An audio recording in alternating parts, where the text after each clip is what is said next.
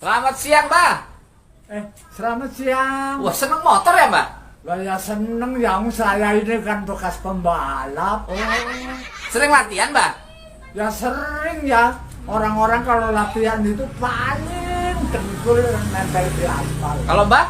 Kalau saya sikut, pipi, jidat, itu semua nempel di aspal. Buset, Mbak.